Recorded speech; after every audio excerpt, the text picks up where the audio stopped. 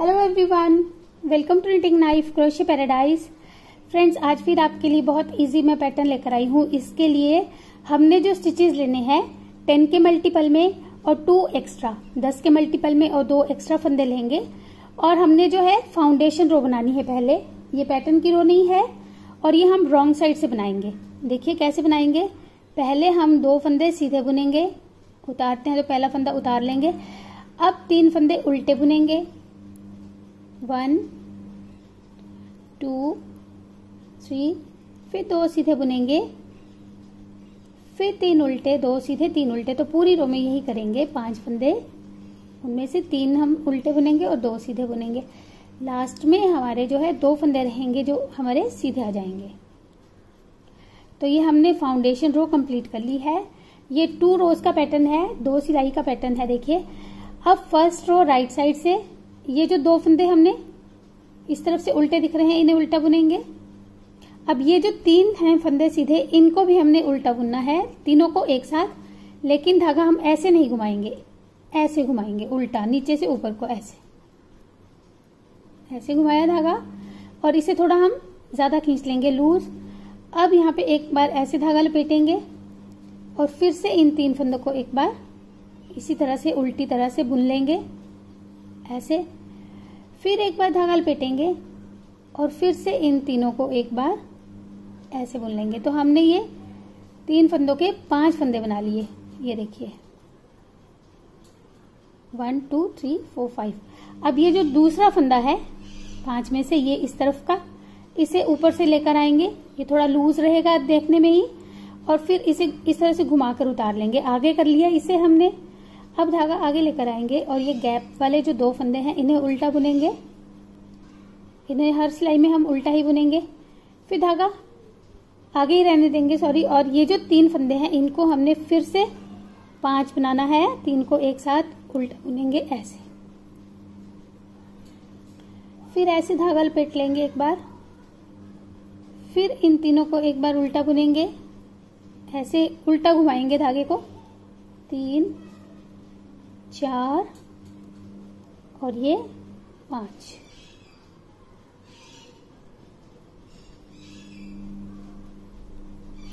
ये देखिए।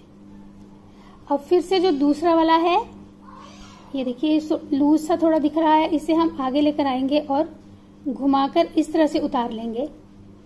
ऐसे करते जाएंगे। फिर से 2 फंदे उल्टे आएंगे तो लास्ट के भी हमारे 2 फंदे जो है उल्टे आ जाएंगे।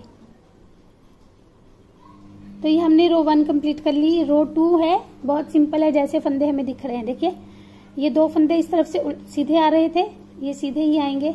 अब ये जो हमने 5 फंदे बनाए थे इनके हम फिर से 3 बनाएंगे। कैसे? पहला वाला फंदा जो है इसे उल्टा बुनेंगे। अब अगले 2 फंदों को हमने एक साथ उल्टा बुनना है, तो 2 का 1 बना लेंगे। उससे अगले फंदे को भी उल्टा बुनते हुए 2 का 1 बना लेंगे ऐसे। फिर से 3 बन गए। अब ये 2 सीधे हैं, इन्हें सीधा बुन लेंगे इस तरफ से। फिर इन 5 फंदों के 3 बनाएंगे, 1, फिर ये 2 फंदे एक साथ उल्टे,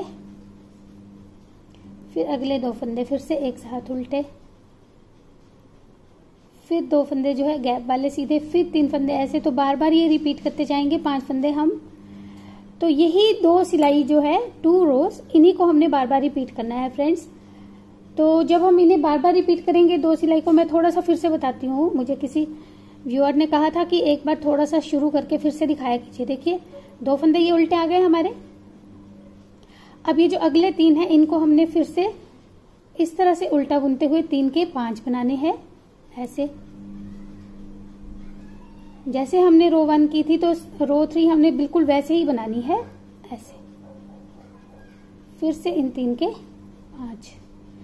तो यही हम बार बार रिपीट करते जाएंगे।